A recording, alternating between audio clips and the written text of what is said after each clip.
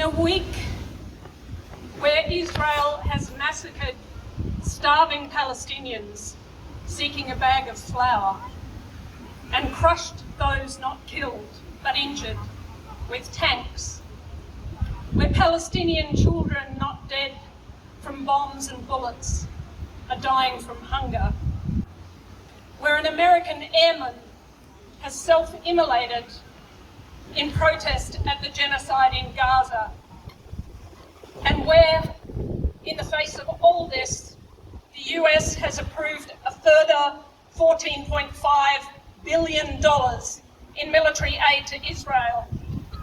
Shame. It feels more than ever that words are failing to capture what is going on in our world. And in a week where Gaza's Ministry of Health records the death toll at over 30,000 Palestinians, the wounded at 70,000, and 7,000 still unaccounted for. On behalf of Jews for a Free Palestine and Jews Against the Occupation, I want to extend my deepest sympathy and condolences to those of you here who have friends and family in Gaza.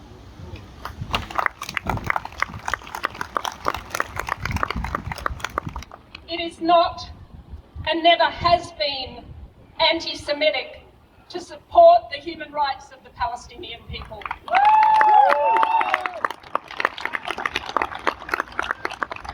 There have always been Jews, both secular and religious, who have supported the rights of Palestinians and opposed Israel's Zionist project.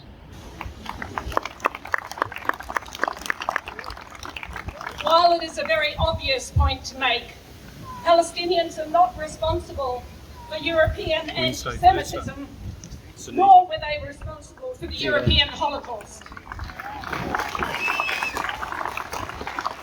So Palestinian people should not be made to pay the price for European guilt. I also want to acknowledge two important historical facts. One, traditionally, Jews didn't face systematic discrimination in the Arab and Muslim worlds. In fact, it was the Arab and Muslim worlds that provided a safe haven to Jews fleeing Europe at the time of the Spanish Inquisition between the 14 and 1800s. We also know that Indigenous Palestinians, Jews, lived side by side in peace with their Christian and Muslim brothers and sisters for over a millennium. While Zionism rested primarily on encouraging European Jews to settle in Palestine, it also sought to uproot Sephardi and Mizrahi Jews from the Middle East. Many of you will know that in the 1950s, the Israeli intelligence agency, Mossad, even planted bombs in synagogues in Baghdad to scare Iraqi Jews into leaving their homeland and moving to Israel. Shame. Zionism has completely failed in its stated objective to protect Jews. Israel is not the safest place in the world for Jews. And by carrying out its murderous campaign of terror and destruction in Palestine in the name of all Jews, it actually sustains and fuels anti-Semitism. If Israel claims to speak on behalf of all Jews, we can't be surprised that some people will mistakenly believe it. But there are increasing numbers of Jews who understand that Zionism actually represents a settler colonial movement, one that established an apartheid state where Jews have more rights than others. Our own history teaches us how dangerous this can be. In the United States in particular, there has been a collapse in unconditional support for Israel.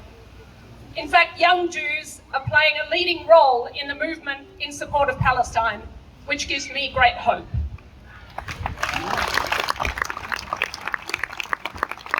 Because the founding of the State of Israel was based on the idea of a land without a people, in much the same way as Australia was founded on the basis of terra nullius, Palestinian existence is itself resistance. We are all the more humbled by the resilience of Palestinian life, culture, and organising, as it is a deep and sustained refusal of a political ideology founded on erasure. Zionist interpretations of history taught us that Jewish people are alone, that we must think of ourselves as always under attack. It teaches us fear. It paints us as the eternal victim and wants us to believe that the best response is always a bigger gun, a taller wall, a more humiliating checkpoint, and most recently, of course, an elevation to a catastrophic genocidal annihilation by Israel. Shame. Shame. But more so, the challenge for us all, for all of us who hold human life dear, is to save the Palestinian people from annihilation. The PM, Anthony Albanese, says he supports the ceasefire, but he hasn't cancelled arms export licences. Shame. Indeed, Shame. shame. Indeed, as Nick earlier pointed to, contrary to any BDS strategy, he's just approved $917 million deal to purchase defence from the Israeli company Elbit Systems. Shame. Albanese says he opposes genocide, but hasn't lifted the suspension of funding to the United Nations Relief Agency at a time when Palestinians are dying from famine. Shame. Shame. In practice, Australia is a partner in genocide. We are sick of words. We want action. The lives of all Palestinians depends on it now. Thank you. Free, free Palestine! Free, free Palestine! Free, free Palestine! Free, free Palestine! From the river to the sea! Palestine!